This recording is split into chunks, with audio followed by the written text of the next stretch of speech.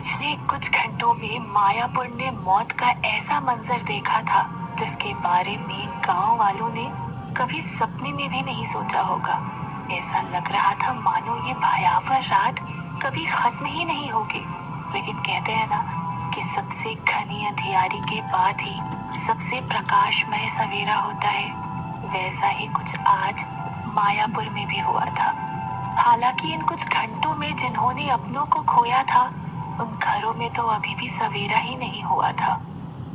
इन घरों में सबसे ज्यादा दुखी था सरपंच माधव का घर। एक के बाद एक मौत से इस घर के लोग पूरी तरह से टूट चुके थे और यामिनी के दुखों की तो कोई सीमा ही नहीं थी। पहले बेटी और फिर पति, उसके लिए तो सारी दुनिया ही उजड़ गई थी और इन सब का जिम्मेदार वो मान रही थी सिर्फ और सिर्फ चंद्रकला को। उसके अंदर अब दुख की नहीं बल्कि गुस्से की आग जल रही थी। अब वो आग बदला पूरा करने के बाद ही शांत हो सकती थी। चंद्रकला को बर्बाद करने का बदला। जैसे चंद्रकला ने उसके पति को छीन लिया वैसे ही उसकी सबसे प्रिय वस्तु छीन लेने का बदला। और ये तो जग जाहिर था कि चंद्रकला को सबसे प्रिय है उसकी बेटी नीति। लेकिन यामिनी के लिए ये इतना आसान नहीं होने वाला था, क्योंकि चंद्रकला गांव वालों की चहेती तो हमेशा से ही थी, पर इतने बड़े संकट से बाहर निकालने के बाद तो चंद्रकला अब पूरे गांव वालों के लिए देवी तुल्य हो गई थी। तो अब अगर यामिनी चंद्रकला के साथ कुछ भी गलत करती तो वो खुद गांव वालों की नजरों में बुरी बन सकती थी, जो वो कभी नहीं चाहेगी। इसीलिए अब यामिनी को एक एक कदम फूंक फूंक कर रखना था। हालांकि माधव का मृत शरीर अभी भी किसी ने नहीं देखा था, पर फिर मान लिया था कि माधव की मृत्यु हो चुकी है और अंगुना माधव का शरीर भी अपने साथ ले गई होगी। इसीलिए माधव के घर अगले दिन शोक सभा रखी गई। अगर शोक सभा रखी गई है तो वहाँ रुदाली को तो आना ही था। लिहाजा चंद्रकला सुबह सुबह नहा के काली माँ की पूजा करने लगी। वैसे तो चंद्रकला हर रोज ही काली माँ की पूजा करती थी, पर जिस दिन गांव में किसी की मृत्यु हो जाती और चंद्रकला को वहाँ रुदाली बनकर जाना होता, उस दिन चंद्रकला काली माँ की अखंड ज्योति करती थी। कुछ ही देर में चंद्रकला की पूजा पूरी हुई और उसने नीति को आवाज लगाई। अपनी माँ की आवाज सुनते ही नीति दौड़कर अंदर आई और चंद्रकला के बगल में बैठ गई। चंद्रकला ने उसे प्रसाद दिया, पर जैसे ही नीति ने प्रसाद लेने के लिए अपना हाथ आगे बढ़ाया, अचानक माँ काली की जल रही अखंड ज्योति बुझ गई और ये देखकर चंद्रकला चिंतित हो गई। वो नहीं समझ पाई कि आखिर जल रही अखंड ज्योति नीति को प्रसाद देते ही कैसे बुझ गई। हे काली माँ, ये कैसा अशुभ संकेत दिया है आपने। कहीं मेरी नीति पर कोई संकट तो नहीं आने वाला है। चिंतित चंद्रकला ने काली माँ के आगे हाथ जोड़ते हुए मन ही मन कहा, पर चंद्रकला के पास ज्यादा सोचने का समय नहीं था। उसे माधव की शोक सभा में जाना था। वो तुरंत ही उठ खड़ी हुई और हड़बड़ाहट में वहां से निकलने को हुई कि तभी पीछे से नीति की आवाज आई। माँ, कहाँ जा रही हो तुम? चंद्रकला ने पीछे मुड़ के देखा तो नीति खड़ी थी। माधव चाचा की शोक सभा में जा रही हूँ बेटा। चंद्रकला ने बिना कोई झूठ बोले साफ साफ कहा। मुझे भी आपके साथ चलना है, नीति ने बड़ी ही मासूमियत से कहा। चंद्रकला नीति के करीब आई और अपने घुटनों पर बैठते हुए बोली, नहीं बेटा, तुम्हारा वहाँ जाना ठीक नहीं है। क्यों ठीक नहीं है? नीति ने हल्के से गुस्से में शिकायत करते हुए सवाल किया। इससे पहले कि चंद्रकला को जवाब दे पाती, नीति बोली, क्या माधव चाचा मेरे सरपंच नहीं थे? नीति के इन सवालों ने चंद्रकला को भी भावुक कर दिया। वो भी मन ही मन सोचने लगी कि नीति कहीं ना कहीं कह तो ठीक ही रही है। नीति का भी पूरा हक है कि वो भी माधव की शोक सभा में जाए। कुछ सोच चंद्रकला ने नीति को अपने साथ चलने के लिए हामी भर दी, पर काली माँ का दिया हुआ संकेत अभी भी चंद्रकला के मन में डर पैदा कर रहा था कि कहीं कोई अनहोनी ना हो जाए। कैसे भी करके चंद्रकला ने अपने मन को समझाया और नीति को साथ लेकर वहां से माधव के घर की ओर चल दी। माधव के घर मानो आज पूरा गांव इकट्ठा हो गया था, और होना ही था। पूरे गांव वालों की जान बचाने के लिए अपनी जान जो कुर्बान कर दी थी माधव ने। चंद्रकला ने जब माधव के घर में प्रवेश किया तो देखा कि यामिनी मूक बने बस एक किनारे बैठी हुई थी, मानो उसके शरीर में कोई जान ही नहीं बची हो। कल तो वो खूब चिल्ला चिल्ला कर रोई थी, पर चूंकि आज शोक सभा है इसीलिए गांव की प्रथा के अनुसार घर की औरतें रो नहीं सकती थी। ये काम रुदाली का होता है। चंद्रकला ये सब देखकर वही चौखट पर निढाल होके गिर पड़ी और फूट फूट कर रोने लगी। गांव वालों ने चंद्रकला को रोते हुए सैकड़ों बार देखा था, पर जिस तरह चंद्रकला आज रो रही थी किसी ने भी चंद्रकला को ऐसे रोते हुए नहीं देखा था। आज वो ऐसे रो रही थी जैसे उसने किसी अपने को खो दिया हो, और माधव सिर्फ उसका ही नहीं बल्कि पूरे गांव वालों का अपना था।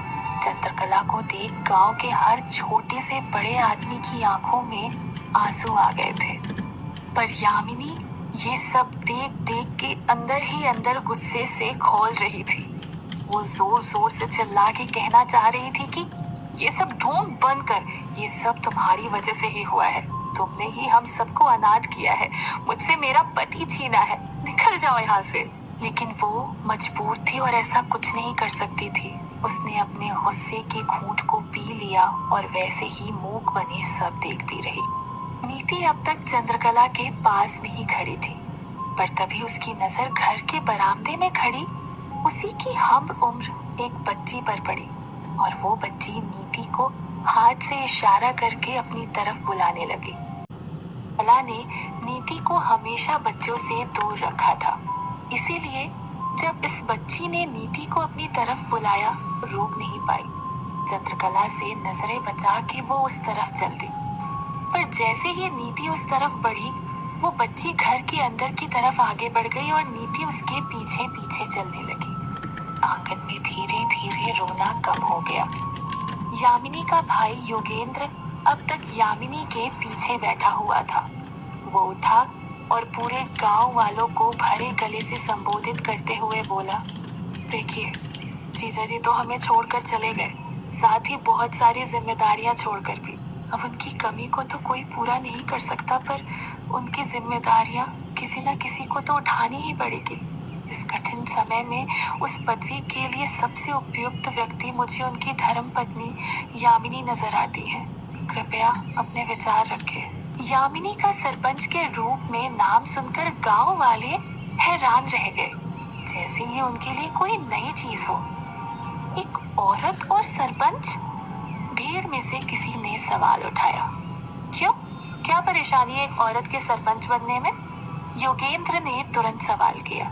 परेशानी ये है कि हमारे गांव में हमेशा से बुरी शक्तियों का साया रहा है। सरपंच को आधी आधी रात को जाना पड़ता है और ये सब एक औरत कभी नहीं कर पाएगी।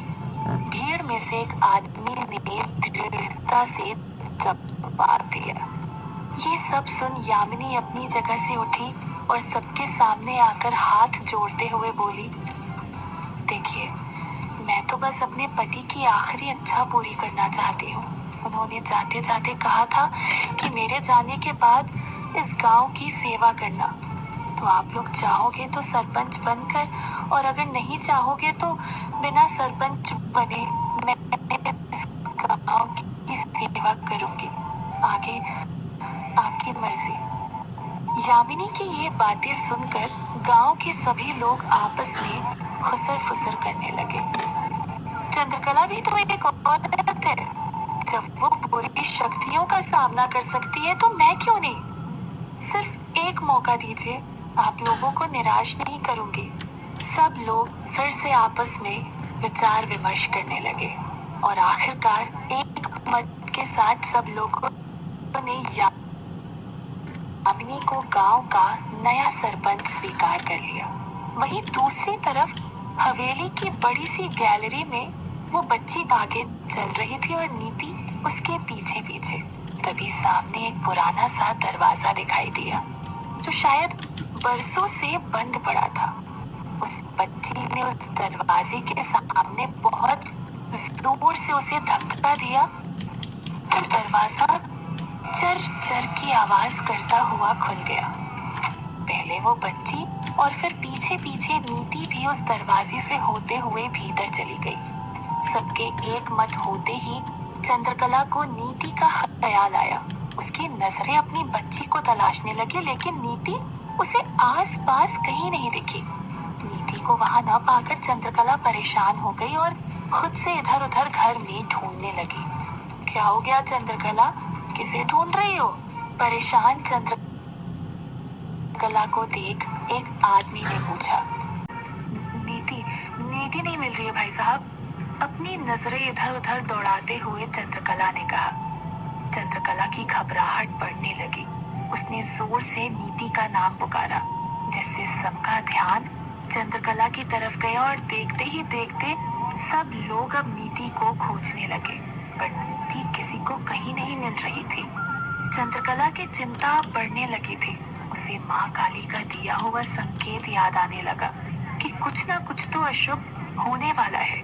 चंद्रकला को ऐसे परेशान देख यामिनी अंदर ही अंदर बहुत खुश हो रही थी, लेकिन साथ ही साथ इस बात से गुस्सा भी थी कि कैसे गांव के सब लोग चंद्रकला के साथ मिलकर नीति की खोज में लगे थे।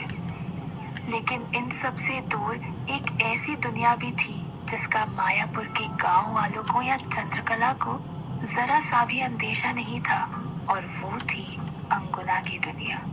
एक गंदे दलदल में बसी हुई एक ऐसी दुनिया जिसके चारों तरफ सिर्फ और सिर्फ अंधेरा ही था, और जहां हर तरफ सिर्फ चील और कौओं की आवाजें गूंज रही थी। इस दहशत के बीचों बीच बहुत सारे कंकालों का सिंहासन लगा हुआ था, जिस पर अंगुना बैठी हुई थी। उसके आसपास जहां तक भी नजर जा रही थी वहां तक काले साए ही दिखाई दे रहे थे। अंगुना के सामने एक जिंदा लाश की तरह एक आदमी जमीन पर पड़ा हुआ था, जो काले मरे हुए सांपों से बंधा हुआ था, और उसको काले सायों ने ऐसे घेरा हुआ था मानो सब मिलके उसे ही नोच खाना चाहते हो। ध्यान से देखे तो पता चलता था कि ये पड़ा हुआ आदमी कोई और नहीं बल्कि सरपंच माधव ही था, जिसे अंगुना ने अभी तक मारा नहीं था। अंगुना, अब हमारी भूख बढ़ती जा रही है, तो क्यों ना हमें सरपंच के शरीर से अपनी भूख शांत कर ले। आखिर अब हम किसका इंतजार कर रहे हैं? एक बहुत ही भयावह साए की आवाज ने गुस्से में अंगुना से पूछा। नहीं, इस माधव से हमें अपनी भूख शांत नहीं करनी, बल्कि अपनी शक्तियां बढ़ानी है। अंगुना ने उससे भी भयानक आवाज में जवाब दिया। मतलब? किसी दूसरे साए ने सवाल किया। मतलब यही कि इस माधव ने एक अंगूठी पहनी हुई थी, तो धीरे धीरे करके इससे शरीर से उस अंगूठी का असर कम होगा और बुरी शक्तियों का असर बढ़ेगा। तो अगर इसे एक निश्चित समय पे हमारी शक्तियां 100 गुना बढ़ जाएंगी, फिर मायापुर का सर्वनाश करने से वो चंद्रकला भी हमें नहीं रोक पाएगी। कहते हुए अंगुना जोर जोर से भयावह हंसने लगी और बाकी साए भी अंगुना का साथ देने लगे। वहीं दूसरी तरफ नीति को हर जगह ढूंढ लिया गया था, पर उसका कोई अता पता ही नहीं मिल पा रहा था।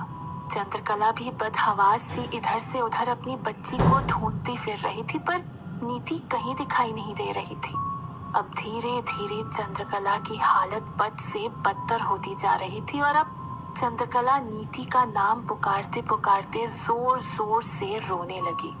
वहीं एक आदमी उसी पुराने दरवाजे की तरफ धीरे धीरे बढ़ रहा था, जहां से नीति उस बच्ची के साथ अंदर गई थी। अंदर से बच्चों के हंसने की आवाजें आ रही थी। उसे थोड़ा थोड़ा डर भी लग रहा था, पर फिर भी वो हिम्मत करके आगे बढ़ता जा रहा था। पर जैसे ही वो दरवाजा खोलने ही वाला था कि पीछे से एक आवाज आई, सुनो, उसे मत खोलो, ये दरवाजा कभी नहीं खुलता, चलो यहाँ से। और ये सुन दोनों वहां से चले गए।